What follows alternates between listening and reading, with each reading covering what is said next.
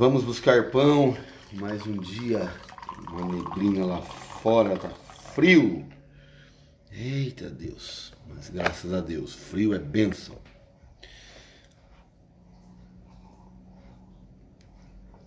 Ontem eu, graças a Deus, tomei a primeira dose da vacina, né?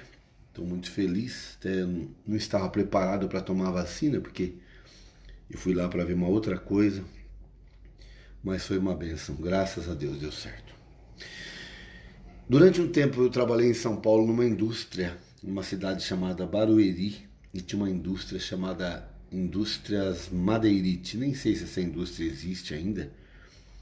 E eu trabalhei naquela indústria, trabalhava na área de contabilidade. Tinha muitos funcionários, muitos, era uma indústria imensa. E no nosso setor, tinha bastante gente, tinha um garoto, um menino. Eu não sei se ele era funcionário ou se ele era um estagiário, mas ele trabalhava com a gente ali. E ele deveria ter acho que uns 16, 17 anos. Um moço bonito, um cabelo assim, eu me lembro dele, um cabelo bem cheio assim. E aquele menino, ele falava bem fino. Ele falava fininho. Então você falava, rapaz, por favor, tá bom, eu já vou. Ele era assim o dia inteiro com todo mundo. E aquela fala, eu falei, tem algo estranho com esse moço, né? Porque ele falava muito fino, fininho, assim com uma voz como se fosse de uma menina. E nada contra, né? Falasse com a voz que quisesse falar, mas eu falei, vou me aproximar desse menino. E um dia nós fomos almoçar juntos no refeitório, né? Tinha um refeitório. E eu comecei a conversar com ele.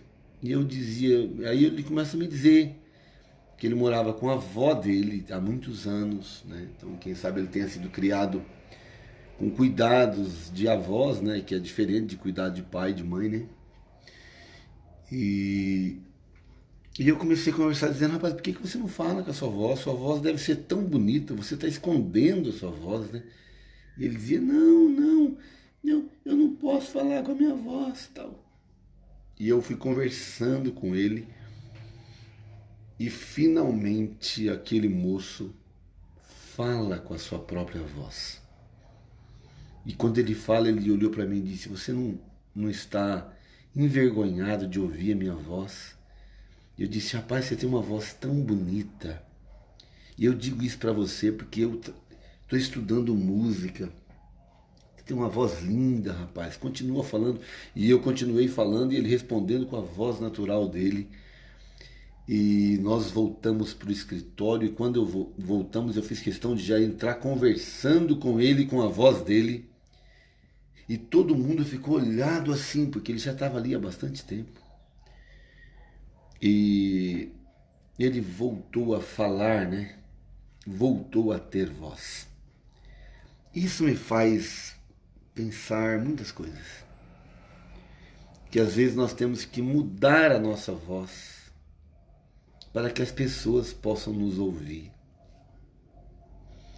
Às vezes nós precisamos de mudar o tom da nossa voz, ou a qualidade, ou a intenção, ou a verdade da nossa própria vida e da nossa própria voz, com medo de não ser ouvido, de não ser atendido, de não ser acolhido.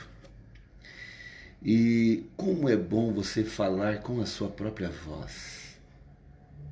Alguns casamentos, infelizmente, a mulher continua ainda sem voz. Ela não fala ali. E se fala, fala com uma voz que não é a voz dela. Alguns casamentos, alguns homens também não falam. Não conseguem falar com a sua própria voz, falar com a sua naturalidade, falar no seu ambiente aquilo que eles desejam falar. Lógico, não para magoar ninguém, porque não se trata disso, nunca, jamais. Mas eu nunca me esqueci daquele menino que falava fininho e que, graças a Deus, eu consegui ouvir a sua voz como ela é. E quem sabe esse seja um dos meus propósitos quando eu digo para vocês, deixe a sua reflexão, porque eu quero ouvir a sua voz. Eu quero saber o que você pensa.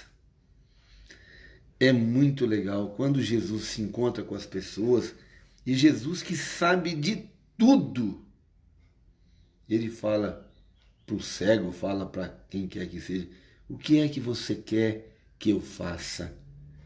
Jesus fatalmente faz essa pergunta porque ele queria ouvir a voz daqueles que ele iria abençoar. Bom, muitas reflexões eu tiro desse pensamento. Quero que você tire também, mas mais do que você tirar seus próprios pensamentos, o que desejo é que você tenha liberdade de manifestar a sua voz e dizer, e o que eu quero pedir a Deus, que Deus me dê sempre capacidade e paciência para ouvir a sua voz e a gente poder caminhando, falando e ouvindo, e assim a nossa vida seguirá com mais tranquilidade. Tenha um dia de paz, deixe a sua voz, deixe a sua reflexão e vamos buscar pão.